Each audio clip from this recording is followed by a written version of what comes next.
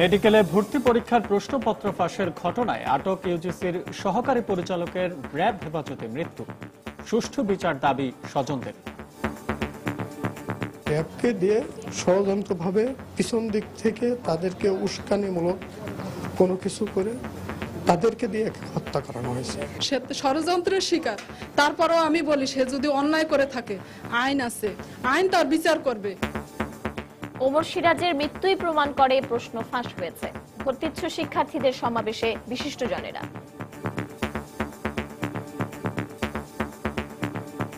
আজকে অন্যায় একটা হয়েছে, প্রশ্ন ফাঁস করে আবার যারা করেছে তাদের থেকে দু একজনকে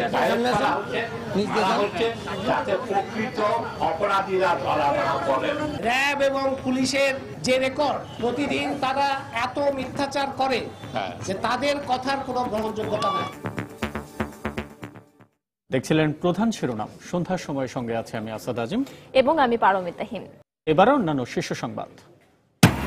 গাইবান্ধার সুন্দরগঞ্জে স্থানীয় এমপি লিটনের গুলিতে চতুর্থ শ্রেণীর স্কুল ছাত্র আহত, অভিযোগ স্বজনদের। এলাকাবাসীর বিক্ষোভ। রাজধানীর গুলশান বাড়িধারার কোনো শাখা সড়কেই নেই সিসিটিভি ক্যামেরা। কূটনৈতিক এলাকার নিরাপত্তা নিশ্চিত হওয়া উচিত, মন্তব্য অপরাধ বিজ্ঞানীদের। জাতিসংঘের অধিবেশন শেষে দেশে ফেরার পথে একদিনের যাত্রাবিরতিতে প্রধানমন্ত্রী এখন লন্ডনে। ঢাকা সংবর্ধনায় দল মত নির্বিশেষে সবাইকে অংশ নেবার আহ্বান 14 দলের। বিশ্ববাজারে প্রতিযোগিতায় টিকে থাকতে দেশের পোশাক শিল্পে উন্নত প্রযুক্তির ব্যবহার শুরু। উৎপাদন বাড়ার পাশাপাশি কমেছে সময় ও খরচ। স্বল্প সুদে ঋণ দেওয়ার দাবি। এবং বিএসএফ এর কড়াকড়িতে ক্রেতা সংকটে ব্রাহ্মণবাড়িয়ার কসবার সীমান্ত হাটের বাংলাদেশি বিক্রেতারা। কার্যকর পদক্ষেপ নেওয়ার আশ্বাস ত্রিপুরা জেলা প্রশাসনের।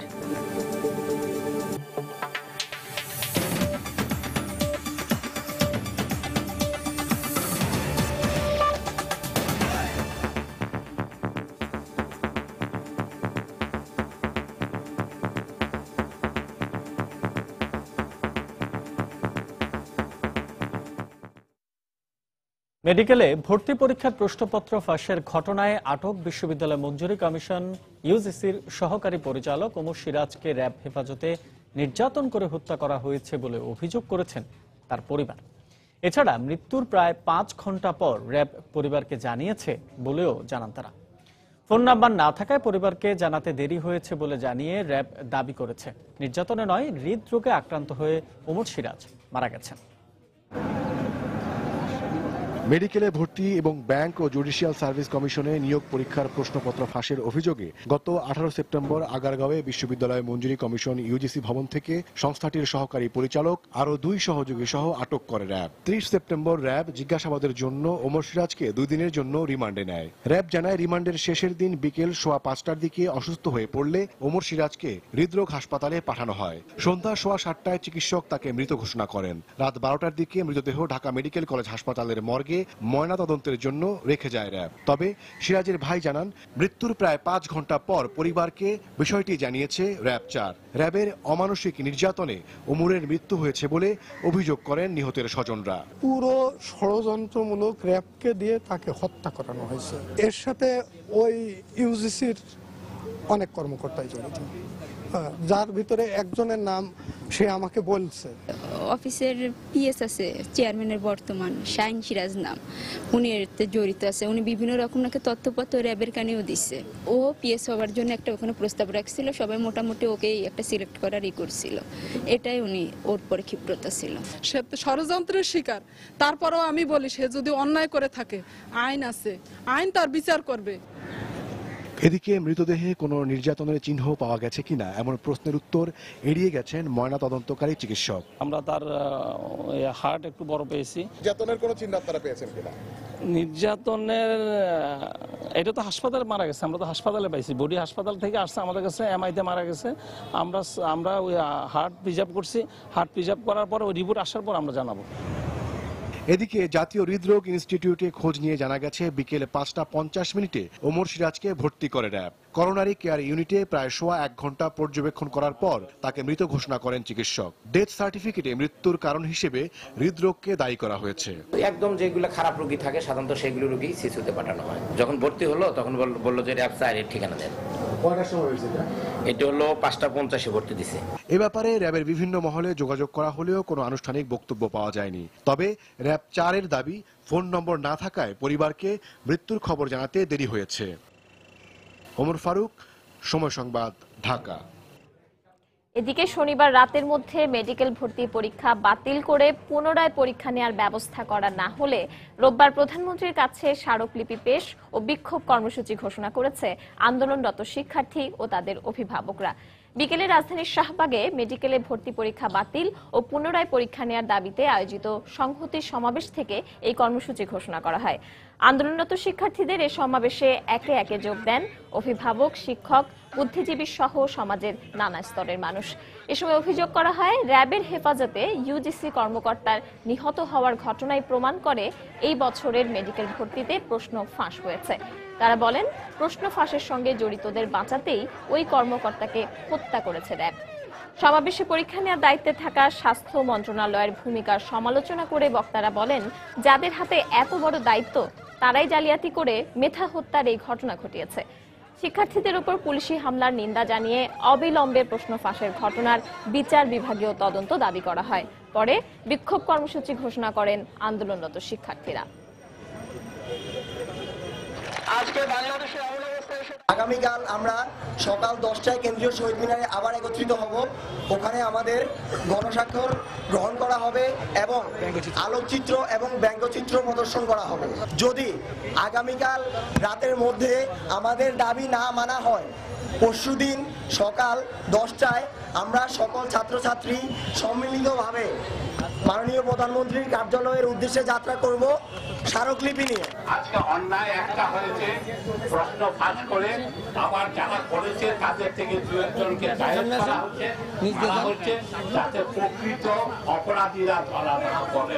প্রধানমন্ত্রী দেশে ফিরছেন, আশা করি উনি এই জনসভায় ঘোষণা দেবেন যে একটা বিচারকের নেতৃত্বে জুডিশিয়াল ইনভেস্টিগেশন কমিটি হবে। এই যে অত্যাচারটা হয়েছে, সন্ত্রাস হয়েছে, সম্পূর্ণ দায়িত্ব হচ্ছে স্বাস্থ্য মন্ত্রণালয় এবং স্বরাষ্ট্র মন্ত্রণালয়। কিভাবে প্রশ্নপত্র ফাঁসের সাথে জড়িত এক ব্যক্তি র্যাবের হেফাজতে এইভাবে নিহত হতে পারে? এইটা একটা হত্যাকাণ্ড এবং এটা করা হয়েছে যারা আসল প্রশ্নপত্র ফাঁসের সাথে জড়িত তাদের বাঁচানোর জন্য।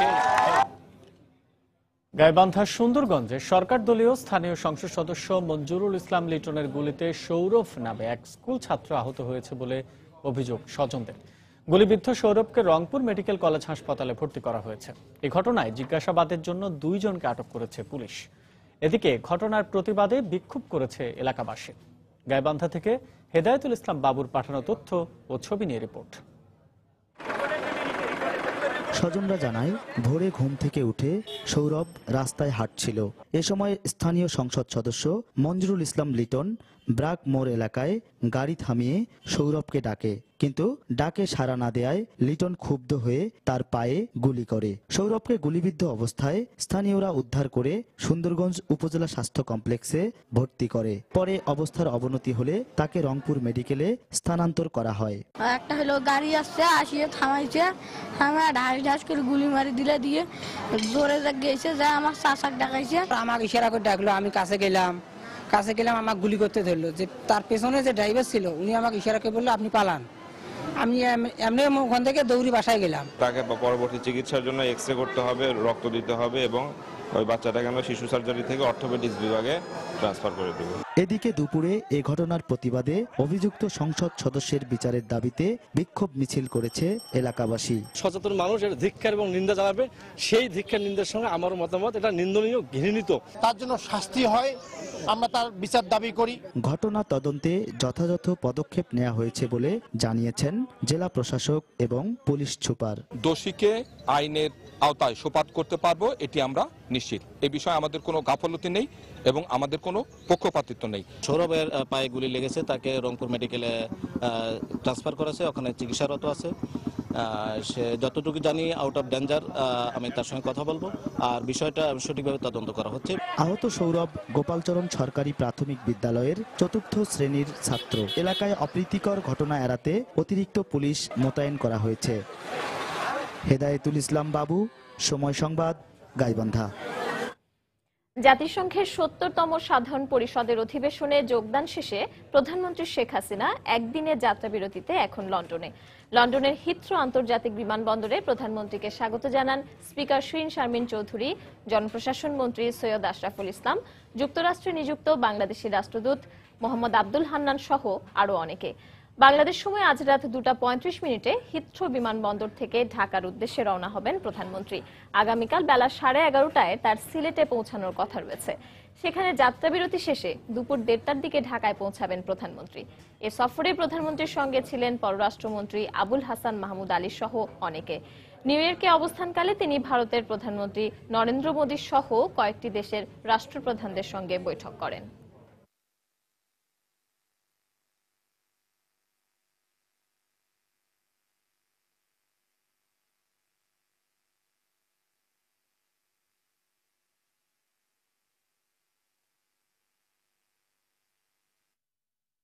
প্রধানমন্ত্রী শেখ হাসিনার যুক্তরাজ্য সফরের প্রতিবাদ জানিয়ে সেন্ট্রাল লন্ডনের ক্ল্যারিজ হোটেলের সামনে বিক্ষোভ করেছে বিএনপি ও এর অঙ্গ সংগঠনের নেতাকর্মীরা। গুম, খুন ও নির্যাতনের শিকার নেতাকর্মীদের ছবিসহ প্লেকার্ড হাতে নিয়ে বিক্ষোভ করেন তারা। এ সময় বিএনপি যুক্তরাজ্য শাখার সভাপতি এম এ মালেক বক্তব্য রাখেন। প্রধানমন্ত্রী শেখ হাসিনা লন্ডনে অবস্থানের সময় পর্যন্ত এই বিক্ষোভ অব্যাহত রাখার ঘোষণা দেয় বিএনপি। একই সময় শহরের অন্য প্রান্তে আওয়ামী লীগ ও অঙ্গ সংগঠনের নেতারা শেখ হাসিনাকে স্বাগত জানিয়ে স্লোগান দেয়।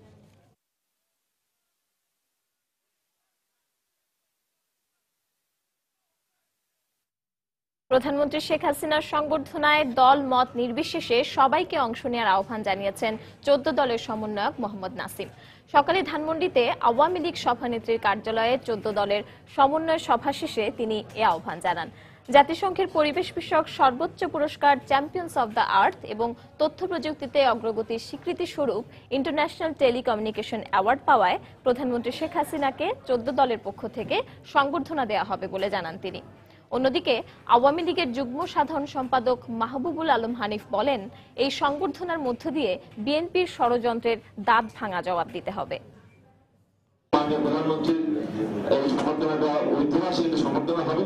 এই ঐতিহাসিক সমর্থনে গণমানুষের ঢল নামিয়ে দিয়ে বর্তমানে যে বিএনপি জামাতের সেই ষড়যন্ত্র বা তাদের আন্তর্জাতিক প্রহরা যে ষড়যন্ত্র লিপ্ত হয়েছে সরকারকে বিব্রত করার জন্য, এই ষড়যন্ত্রের দাঁত ভাঙা জবাব দিতে হবে কালকে এই গণসংগঠনের মধ্যে জনতার ঢল নামিয়ে। ধরিত্রী কন্যা মাননীয় প্রধানমন্ত্রী, সফল প্রধানমন্ত্রী শেখ হাসিনাকে এই পুরস্কৃত হওয়ার জন্য আমরা সবাই ঢাকায় কালকে রাজপথে থেকে দলমত নির্বিশেষে সমস্ত সংকীর্ণের ঊর্ধ্বে উঠে শেখ হাসিনাকে অভিনন্দন জানাবো। বাঙালি জাতির গৌরব ফিরে আনার জন্য কোনো বিভ্রান্তি সৃষ্টি না করে সবাই আসুন, শেখ হাসিনাকে অভিনন্দন জানাই, বাঙালি জাতির পক্ষ থেকে অভিনন্দন জানাই।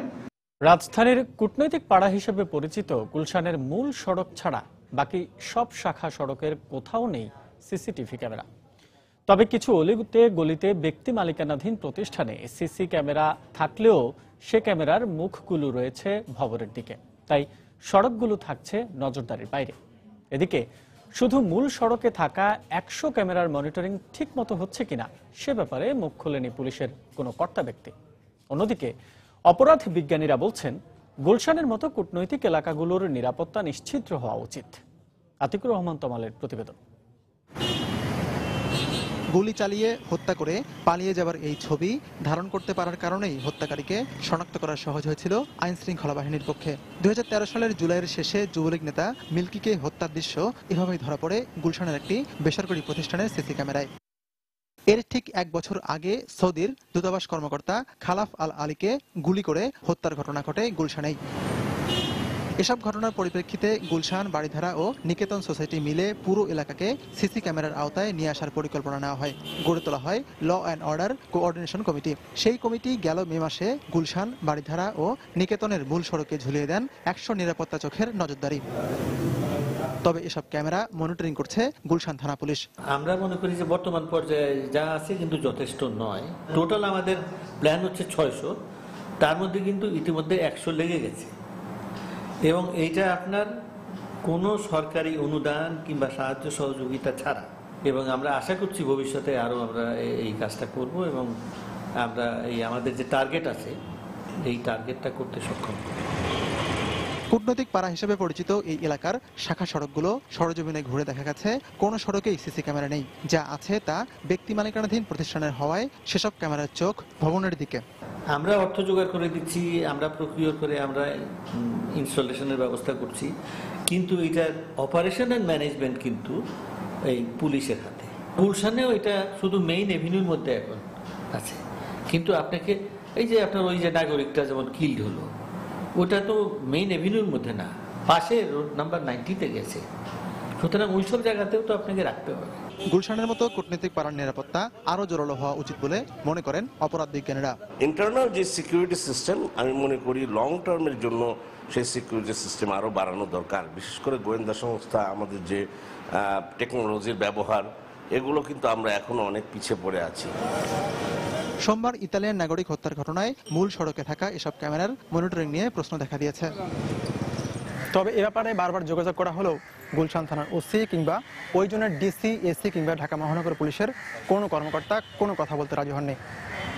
আতিকুর রহমান তামাল, সময় সংবাদ, ঢাকা। সন্ধ্যার সময় আরো থাকছে।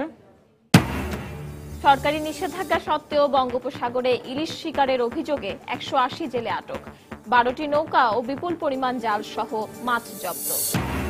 এবং কুষ্টিয়া অপহরণের পর 5ম শ্রেণীর ছাত্রীকে ধর্ষণের অভিযোগ, মামলা হলেও কাউকে গ্রেফতার করতে পারেনি পুলিশ। বিশ্ববাজারে প্রতিযোগিতায় টিকে থাকা ও ক্রেতাদের চাহিদা অনুযায়ী সাশ্রয়ী দামে পোশাক রপ্তানির জন্য দেরিতে হলেও দেশের পোশাক কারখানাগুলো উন্নত প্রযুক্তির মেশিন ব্যবহার শুরু করেছে। কাটিং ও সেলাই থেকে পোশাক তৈরির প্রতিটি ধাপে আধুনিক মেশিন ব্যবহারে উৎপাদন বাড়ার পাশাপাশি সময় ও খরচ অনেক কমেছে।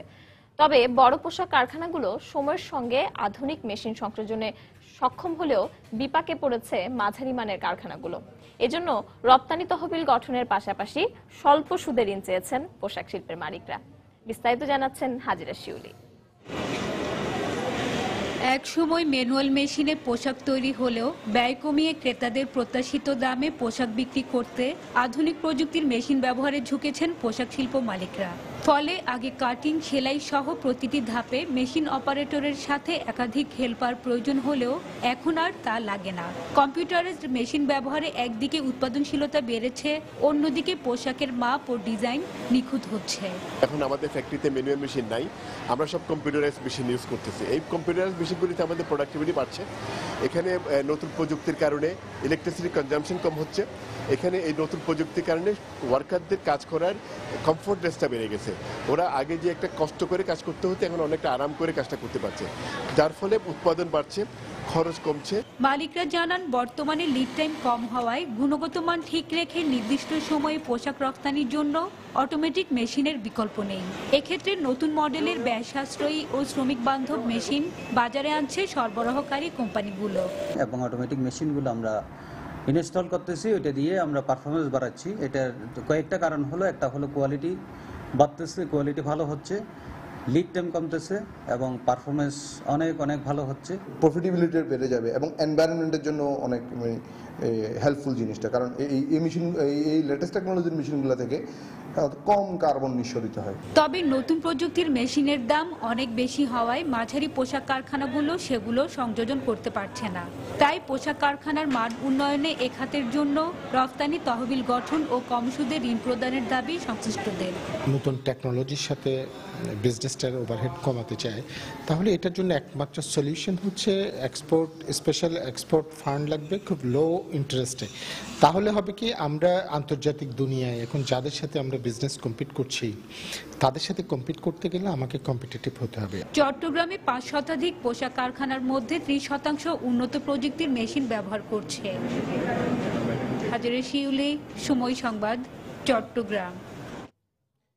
মার্কিন যুক্তরাষ্ট্র ছাড়াও বাংলাদেশি পণ্যের রফতানি বাজার সম্প্রসারিত হচ্ছে বলে জানিয়েছেন বাণিজ্যমন্ত্রী তোফায়েল আহমেদ।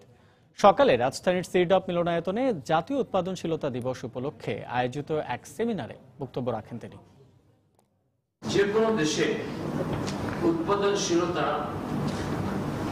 নির্ভর করে রাজনৈতিক স্থিতিশীলতার উপরে। আমরা শুধু মার্কিন যুক্তরাষ্ট্র বা ইউরোপিয়ান ইউনিয়নের প্রতি নির্ভরশীল থাকি রপ্তানির ক্ষেত্রে, বিশেষ করে তৈরি পোশাক। সেখানে অস্ট্রেলিয়া আমাদেরকে সব কিছুতে শুল্কমুক্ত সুবিধা দিয়েছে। জাপান আমাদেরকে বস্ত্র এবং হ্যান্ড গ্লোভস ছাড়া, লেদার হ্যান্ড গ্লোভ ছাড়া সবকিছু শুল্কমুক্ত দিয়েছে। চীন আমাদেরকে প্রায় 500 আইটেমের মতো শুল্কমুক্ত দিয়েছে। সৌদি আরবে হজ পালন শেষে আজও দেশে ফিরছেন হাজিরা। তবে বিমানবন্দরে নামার দীর্ঘক্ষণ পরও লাগেজ না পাওয়ায় বাড়ি যেতে পারছেন না তারা। এজন্য কর্তৃপক্ষের বিরুদ্ধে অবহেলার অভিযোগ করেছেন অনেকে। অন্যদিকে স্বজনরাও দীর্ঘ সময় ধরে অপেক্ষা করছেন। সকাল 6টায় বাংলাদেশ বিমানের একটি ফ্লাইট বিমানবন্দরে অবতরণ করে। গত 28 সেপ্টেম্বর থেকে শুরু হওয়া হজের ফিরতি ফ্লাইট 28 অক্টোবর শেষ হবে।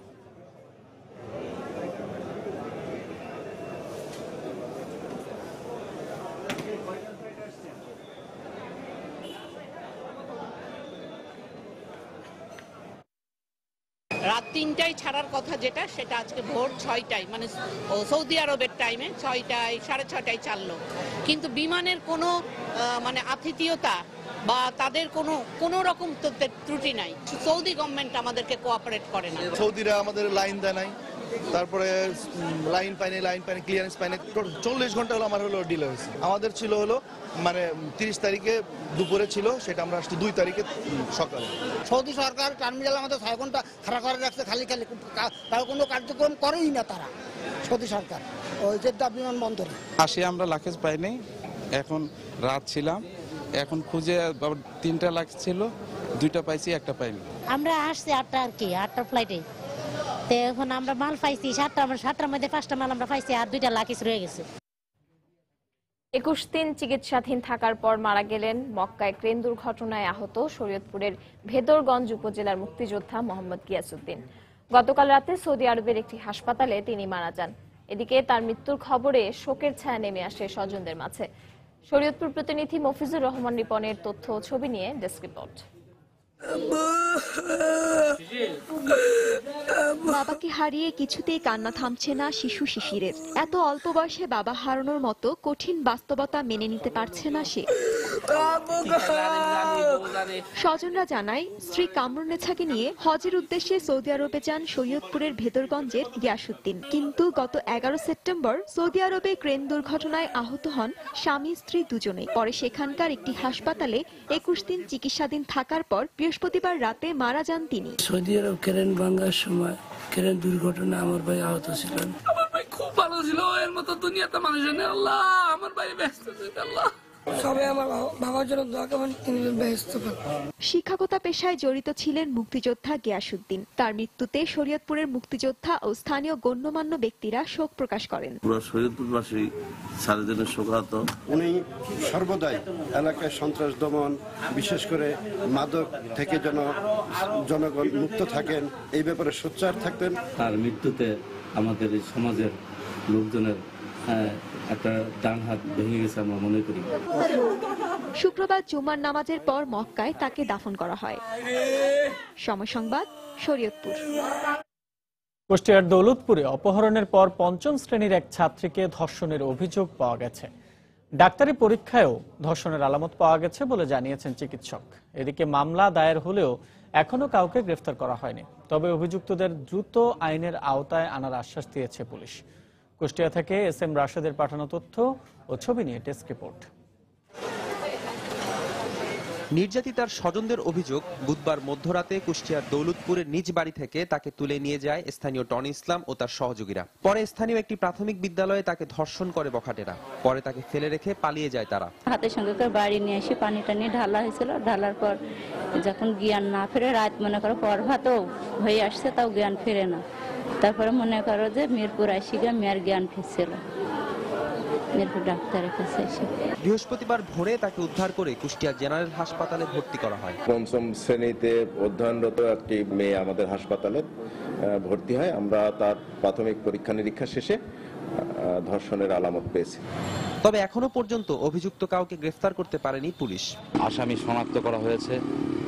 আসামিকে দ্রুত, খুব তাড়াতাড়ি আশা রাখছি যে তাকে গ্রেফতার করে আইনের আওতায় নিয়ে আসতে পারবো। দৌলতপুর থানা পুলিশ এ ব্যাপারে দ্রুত এবং কার্যকরী ব্যবস্থা নিচ্ছে। এ ঘটনায় বৃহস্পতিবার বিকেলে দৌলতপুর থানায় টনি ইসলাম ও তার 2 সহযোগী উজ্জ্বল ও ইউনুসকে আসামি করে একটি মামলা দায়ের করেন নির্যাতিতার মা। সময় সংবাদ, কুষ্টিয়া। সরকারি নিষেধাজ্ঞা অমান্য করে বঙ্গোপসাগরে ইলিশ শিকারের অভিযোগে 180 জন জেলেকে আটক করেছে কোস্টগার্ড। এ সময় তাদের কাছ থেকে 12টি নৌকো বিপুল পরিমাণ ইলিশ মাছ জব্দ করা হয়। কোস্টগার্ড জানায়, গতকাল বিকেল থেকে আজ ভোর পর্যন্ত বঙ্গোপসাগরের সাঙ্গু গ্যাস ফিল্ডের পশ্চিম দিকের অংশে অভিযান চালিয়ে এই জেলেদের ধরা হয়। তারা সবাই সরকারি নিষেধাজ্ঞা অমান্য করে ইলিশ শিকার করছিল। আটক করা জেলে ও মাঝি মাল্লাদের মৎস্য বিভাগের কাছে হস্তান্তর করা হয়েছে। ইলিশের প্রজনন মৌসুম শুরু হওয়ায় গত 25 সেপ্টেম্বর থেকে আগামী 9 অক্টোবর পর্যন্ত ইলিশ ধরা নিষিদ্ধ করে সরকার। এ সময় ইলিশ মাছ সরবরাহ, মজুদ, বিপণনও নিষিদ্ধ থাকবে বলে জানানো হয়।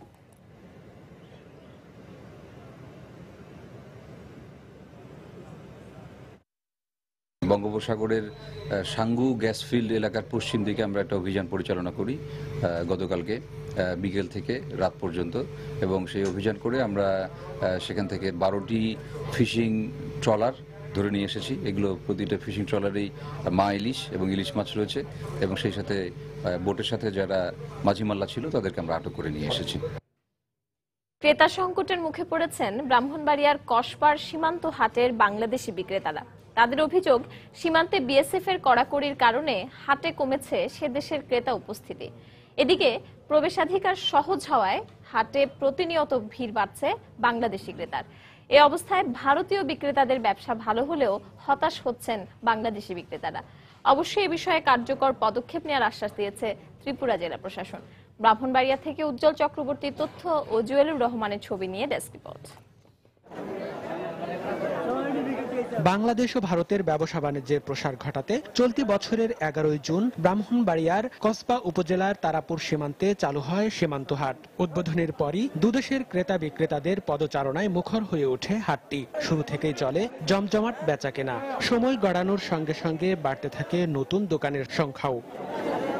কিন্তু 3 মাস পার হবার পরই সীমান্ত হাটের বাংলাদেশ অংশে কমে গেছে ভারতীয় ক্রেতাদের উপস্থিতি, আর বেচাকেনা কমে যাওয়ায় হতাশ বাংলাদেশি বিক্রেতারা। তাদের অভিযোগ, ভারতীয় সীমান্তরক্ষী বাহিনী বিএসএফ এর কড়াকড়ির কারণেই হাটে আসতে অনীহা বাড়ছে দেশটির ক্রেতাদের। বিএসএফ এর অনেক কড়াকড়ি করতেছে, ইন্ডিয়ান লোক আসতে দিচ্ছে না, তো এর জন্য আমাদের কাস্টমার খুব কম। বাংলাদেশের ব্যবসায়ীরা এই ব্যাপারটা নিয়ে ক্ষতিগ্রস্ত হচ্ছে এবং ইন্ডিয়ান ব্যবসায়ীরা লাভবান হচ্ছে। এদিকে দিন দিন বাংলাদেশি ক্রেতাদের সংখ্যা বাড়ায় বেচাকেনা নিয়ে খুশি ভারতীয় বিক্রেতারা। বেচাকেনা তো ভালো হয়েছে, আজকে যেটা মাল আনছে এটা তো মোটামুটি শেষ হয়ে। ভারত থেকে আসছে, মানে বেচাকেনা ভালোই চলছে মোটামুটি। সপ্তাহে একদিন করেছে, কিন্তু আরেকদিন যদি হতো তাহলে ভালো হতো। এই অবস্থায় হাটের ভারসাম্য ফেরাতে দ্রুত পদক্ষেপ নেওয়ার দাবি বাংলাদেশি বিক্রেতাদের। বাংলাদেশি হাজার হাজার লোক তাদের মালামাল ক্রয় করতেছেন, কিন্তু বাংলাদেশের একটা মালামালও বিক্রি হচ্ছে না। এদের তো বিক্রি হইতেছে, আমাদের এদিকে গিয়ে দেখেন যে বাংলাদেশি কোনো পণ্যই বিক্রি হইতেছে না। এখানে যদি আপনার মনিটরিং করা হতো তাহলে সবচেয়ে বেস্ট হতো। বাংলাদেশ হাট ব্যবস্থাপনা কমিটি বলছে, সমস্যা সমাধানে ভারতীয় প্রশাসন সহ সংশ্লিষ্টদের সঙ্গে যোগাযোগ করা হয়েছে। অবশ্য এ ব্যাপারে কার্যকর পদক্ষেপ নেয়ার আশ্বাস দিয়েছেন ত্রিপুরার সিপাহীজলা জেলা ম্যাজিস্ট্রেট। এই বিষয়ে কথা বলবো, তারা যেন লোকজন এখানে সমাগম ঘটায়, সেই ব্যাপারে তারা যাতে উদ্যোগ নেয়। আইটেম যদি একটু চিন্তা ভাবনা করে যে ম্যানেজমেন্ট কমিটি কিছু সুপারিশ করে, তাহলে আমরা এটা হায়ার লেভেলে ডিসকাস করে আমরা এটা মিটিগেট করতে পারবো। হাট ব্যবস্থাপনা কমিটির হিসেব মতে সীমান্ত হাটে গত 3 মাসে 15,82,400 টাকার পণ্য বিক্রি করেছে বাংলাদেশি বিক্রেতারা। সময় সংবাদ, ব্রাহ্মণবাড়িয়া। জাতীয় পার্টির একাংশের চেয়ারম্যান কাজী জাফর আহমেদের মৃত্যুতে জাতির অপূরণীয় ক্ষতি হয়েছে বলে মন্তব্য করেছেন বিএনপির ভারপ্রাপ্ত মহাসচিব মির্জা ফখরুল ইসলাম আলমগীর। দুপুরে কুমিল্লা 14 গ্রামের চিউড়ায় কাজী জাফর আহমেদের চেহলাম অনুষ্ঠানে তিনি এই মন্তব্য করেন। যখন সমগ্র জাতি আজকে একটি গণতান্ত্রিক ব্যবস্থার জন্য আকুল হয়ে আছে, সমগ্র জাতি যখন আজকে নির্যাতন নিপীড়ন শিকার হচ্ছে, তখন এই মানুষটিকে আমাদের খুব বেশি প্রয়োজন ছিল। তিনি অকালে চলে গিয়ে আমাদেরকে কিছুটা এতিম করে দিয়েছেন। তিনি যে পতাকা উড্ডীন করেছিলেন, বাংলাদেশের স্বাধীনতা সার্বভৌমত্বের পতাকা, সেই পতাকাকে যেন তারা সামনে এগিয়ে নিয়ে যেতে পারে।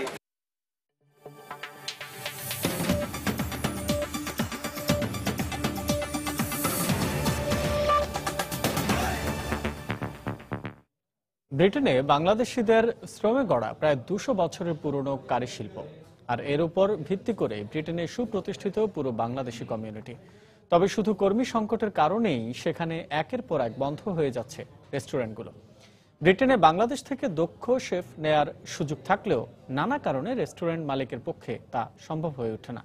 তানভীর হাসানের ক্যামেরায় লন্ডন প্রতিনিধি শোয়েব কবিরের রিপোর্টে বিস্তারিত। প্রায় 450 কোটি পাউন্ড অর্থের যোগানদাতা এবং লক্ষাধিক লোকের কর্মসংস্থানের ব্রিটিশ কারি ইন্ডাস্ট্রি আজ চরম সংকটের মুখে। দক্ষ শেফ ও স্টক সংকটের কারণে ধীরে ধীরে তা বন্ধ হওয়ার উপক্রম হয়েছে। ইতিমধ্যে ব্রিটেনে প্রতি সপ্তাহেই বন্ধ হচ্ছে একের পর এক রেস্টুরেন্ট। একটা হলেন স্টাফ সংকট, সেকেন্ডলি ইমিগ্রেশন রাইট, এই দুইটা মারাত্মক হুমকির সম্মুখীন হয়ে আমার ইন্ডাস্ট্রিটা আজকে বন্ধ হওয়ার পথে। বাংলাদেশ সহ অন্যান্য দেশ থেকে ব্রিটেনের দক্ষ শেফ নেওয়ার সুযোগ রয়েছে, তবে এসব শেফের অনেক বেশি বেতন প্রদানের আইনের কারণে রেস্টুরেন্ট মালিকদের পক্ষে তাও সম্ভব হয়ে ওঠে না। অভিজ্ঞ শেফ তাদের স্যালারিটা 29,570 পাউন্ড, কিন্তু তো এইটা অনেক এমপ্লয়ার পক্ষে, অনেক রেস্টুরেন্ট মালিক যারা তাদের অনেকের বেলায় এটা সম্ভব হয় না। এই অবস্থায় বাংলাদেশের রেস্টুরেন্ট ব্যবসায়ী নেতারা চেষ্টা করছেন সরকারের সাথে সমঝোতা করে এই বেতন কাঠামো কমিয়ে আনতে। আমরা এটাও আবার নেগোশিয়েট করার চেষ্টা করছি কিভাবে সেই বেতনটা কমিয়ে আমাদের এফোর্ডেবল বেতনের মধ্যে নিয়ে আসা যায়। আর প্রস্তাবিত ইমিগ্রেশন নীতিমালায় স্টাফদের বৈধতা কাগজপত্র যাচাই বাছাই না করে নিয়োগ দিলে জেল জরিমানার পাশাপাশি রেস্টুরেন্টের লাইসেন্স বাতিলের সিদ্ধান্তে নতুন সংকটে পড়তে যাচ্ছে এই কারি শিল্প। একজন ছোট ব্যবসায়ীর জন্য কোনোভাবেই সম্ভব না সে ডকুমেন্ট 100% চেক করবে। এই ডকুমেন্ট চেক করার ক্ষেত্রে ভুল করলে তাকে জেলে যেতে হবে, তার লাইসেন্স বন্ধ হবে, তার রেস্টুরেন্ট বন্ধ হবে। এই কারি শিল্প রক্ষায় ব্রিটিশ প্রধানমন্ত্রী সহ অনেক এমপি মন্ত্রী নানা প্রতিশ্রুতি দিলেও তা কার্যকরে কেউই কোনো পদক্ষেপ গ্রহণ করেননি।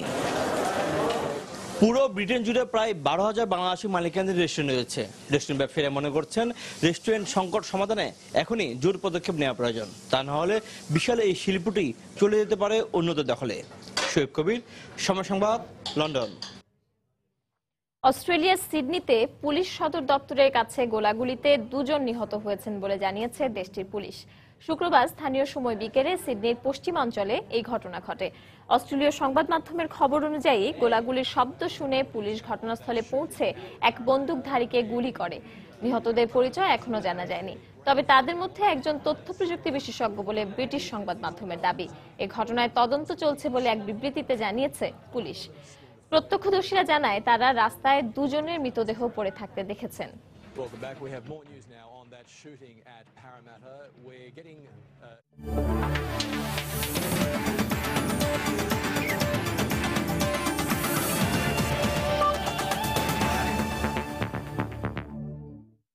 সফর স্থগিত হওয়া বাংলাদেশের ক্রিকেটের সমর্থকদের জন্য দুঃখজনক বলে মন্তব্য করেছে অস্ট্রেলিয়া দলের অধিনায়ক স্টিভ স্মিথ।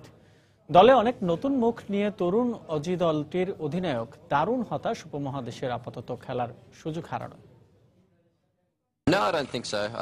সত্যি বাংলাদেশের ক্রিকেট সমর্থক ও বিসিবির জন্য ব্যাপারটি দুঃখজনক। বাংলাদেশের বিপক্ষে খেলতে মুখিয়েছিলাম আমরা, আর অধিনায়ক হিসেবে এটা আমার প্রথম সিরিজ ছিল, এটাও তো হতাশাজনক। সেই সাথে সুযোগ হারালাম তরুণ দলটিকে নিয়ে উপমহাদেশের কন্ডিশন ও উইকেটে খেলা। এদিকে নিরাপত্তার কারণ দেখিয়ে অস্ট্রেলিয়া ক্রিকেট দলের বাংলাদেশ সফর স্থগিত করার সিদ্ধান্তকে বাড়াবাড়ি বলে মনে করেন পাকিস্তান ক্রিকেট বোর্ডের সভাপতি শাহরিয়ার খান। ইংলিশ গণমাধ্যম বিবিসির অনলাইনে এমন খবর প্রকাশিত হয়েছে। 28 সেপ্টেম্বর অস্ট্রেলিয়া ক্রিকেট দলের 2টি টেস্ট ম্যাচ খেলতে ঢাকায় আসার কথা থাকলেও বৃহস্পতিবার তা আনুষ্ঠানিকভাবে স্থগিত ঘোষণা করে ক্রিকেট অস্ট্রেলিয়া। তাদের এই সিদ্ধান্তে হতাশা প্রকাশ করে বিসিবি।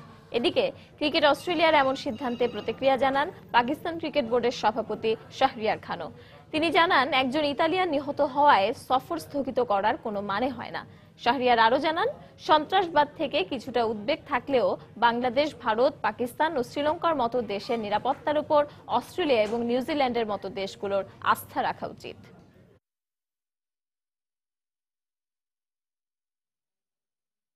সন্ধ্যার সময়ে পর্যায়ে শীর্ষ সংবাদগুলো জানিয়ে দিচ্ছি আরো একবার। মেডিকেলে ভর্তি পরীক্ষার প্রশ্ন ফাঁসের ঘটনায় আটক ইউজিসির সহকারী পরিচালকের র্যাব হেফাজতে মৃত্যু। এই মৃত্যুই প্রমাণ করে প্রশ্ন ফাঁস হয়েছে। সমাবেশে বিশিষ্টজনরা। গাইবান্ধার সুন্দরগঞ্জে স্থানীয় এমপি লিটনের গুলিতে ৪র্থ শ্রেণীর স্কুল ছাত্র আহত। অভিযোগ স্বজনদের, এলাকাবাসীর বিক্ষোভ। রাজধানীর গুলশান বাড়িধারার কোন শাখা সড়কেই নেই সিসিটিভি ক্যামেরা। কূটনৈতিক এলাকার নিরাপত্তা নিশ্ছিদ্র হওয়া উচিত, মন্তব্য অপরাধ বিজ্ঞানীদের। জাতিসংঘের অধিবেশন শেষে দেশে ফেরার পথে একদিনের যাত্রা বিরতিতে প্রধানমন্ত্রী এখন লন্ডনে। ঢাকা সংবর্ধনায় দলমত নির্বিশেষে সবাইকে অংশ নেবার আহ্বান 14 দলের। এবং বিশ্ববাজারে প্রতিযোগিতায় টিকে থাকতে দেশের পোশাক শিল্পে উন্নত প্রযুক্তির ব্যবহার শুরু। উৎপাদন বাড়ার পাশাপাশি কমেছে সময় ও খরচ, স্বল্প সুদে ঋণ দেওয়ার দাবি। এই ছিল সন্ধ্যার সময়। যে কোনো খবর পেতে ভিজিট করুন সময় নিউজ.টিভি। সঙ্গে থাকুন সময়।